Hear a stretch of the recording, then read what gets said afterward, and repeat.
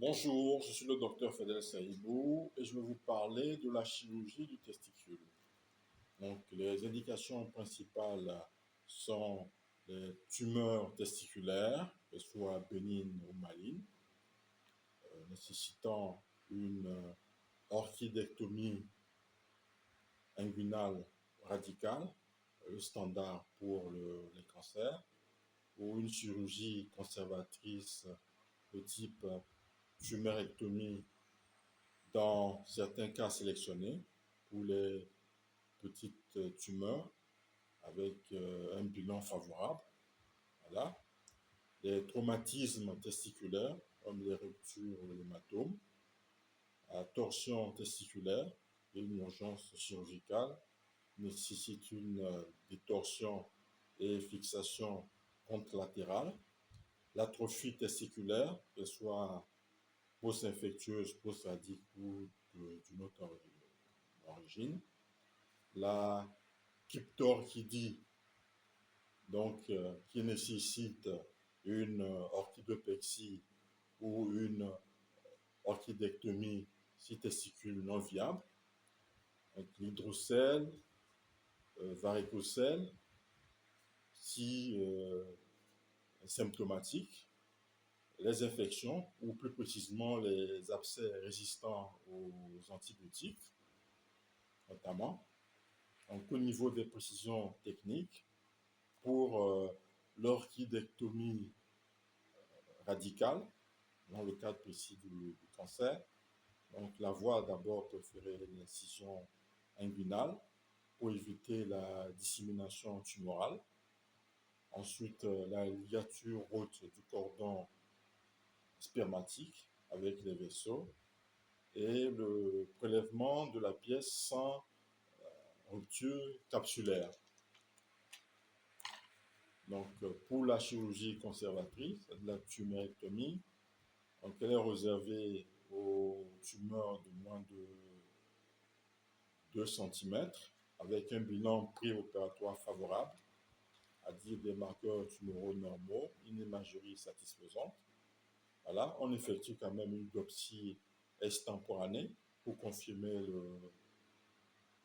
la nature et si cancer confirmé, une radiothérapie adjuvante est possible.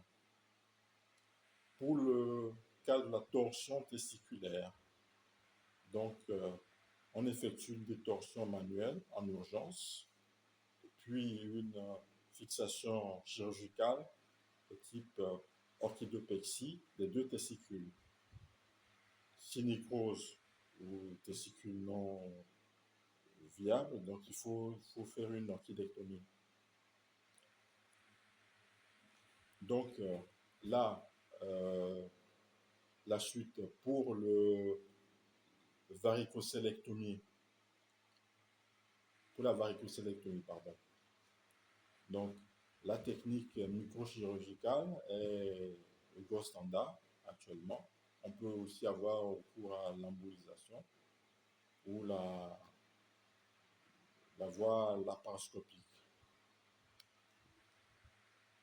Pour l'hydrocélectomie, donc on fait soit une résection ou une éversion de la vaginale. Donc, comme résultat, on a pour les tumeurs testiculaires, le taux de guérison est supérieur à 95% pour les séminomes de stade 1. Une surveillance stricte est quand même nécessaire à cause des récidives possibles. Voilà. Pour la torsion testiculaire, le sauvetage du testicule est possible si on opère dans les 6 à 8 heures. Bon, il y a quand même un risque d'atrophie en cas de retard. Pour le cas de varicocélectomie, donc il y a une amélioration de la fertilité dans les 30 à 60% des cas. Voilà. Donc, comme suivi post-opératoire, pour le cas des cancers testiculaires, donc on fait le scanner, on vérifie les marqueurs tumoraux tels l'alpha-photoprotéine, bêta-HCG, LDH. Voilà. Et on fait ensuite une surveillance à 5 ans à cause du risque de rechute tardive. Voilà. Pour la torsion testiculaire, donc une échographie de contrôle pour vérifier la vascularisation. Pour la cryptorchidie, une surveillance de la fertilité et du risque de cancer.